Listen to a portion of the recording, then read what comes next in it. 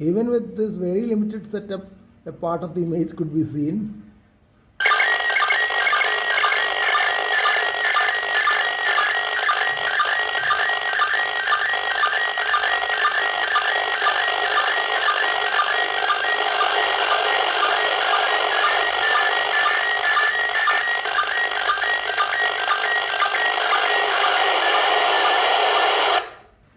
That is because space station was probably transmitting at a very high power, unlike the usual 5 watts for the cross. I think that's the end of that particular transmission.